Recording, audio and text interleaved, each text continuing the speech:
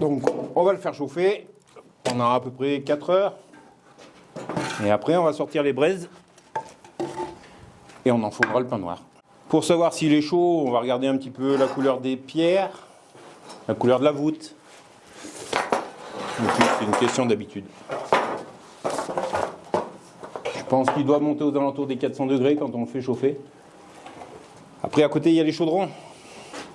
Ils ont fait bouillir de l'eau parce que tout à l'heure ils vont faire des levains, ils vont mélanger l'eau bouillante avec de la farine de seigle dans la pièce d'à côté. C'est de là que vient le nom pain bouilli fait avec de l'eau bouillante. On ne va pas ajouter de levure ni quoi que ce soit. C'est juste de l'eau et du seigle. Le levain, le pétrissage, l'enfournement, tout est physique dans le pain levain. C'est des fournées où c'est des familles, des amis qui se regroupent et du coup ils se relayent et puis c'est festif. Et donc là, c'est les levains qu'on a fait hier soir. Ils ont reposé 12 heures. Et maintenant, on va mélanger ce levain avec la farine qui reste. Voilà, tu fais comme ça, tu le mets là, et après tu écrases bien. Et du coup, maintenant, c'est un pétrissage qui va durer à peu près 2 heures. Ils vont forcer, enfin, ils vont essayer de forcer pendant 2 heures. Des fois, il y en a, ils n'y arrivent pas. Hein,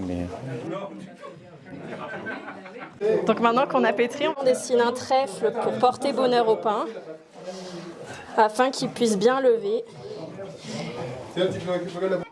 Là, les premiers pains du pétrin, c'était de la pâte bien dure qu'on peut bien mettre en forme. Il y en a toujours des plus gros que d'autres, des plus petits que d'autres. Allez, on est parti, on enfourne les premiers.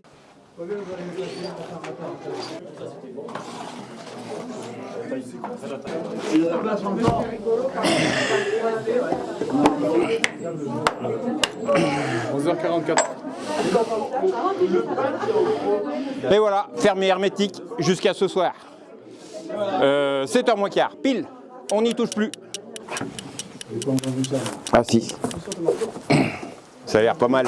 On sort le pain, 90 pains de 6 kg, voire 8, et on le monte à l'étage pour qu'il refroidisse. Une pièce qui s'appelle le paradis. Alors, ici, on est aux portes de l'enfer. Et il va refroidir jusqu'à cet après-midi, où là, les familles viendront le partager. Là, on va faire ce qu'on appelle chez nous gauchette. En fait, bon, c'est une tradition pour goûter le pain, pour voir vraiment si nous avons bien réussi notre pain. On trempe un petit bout de pain dans l'agnole.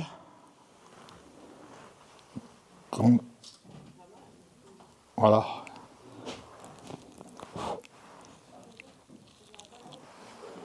Très bon.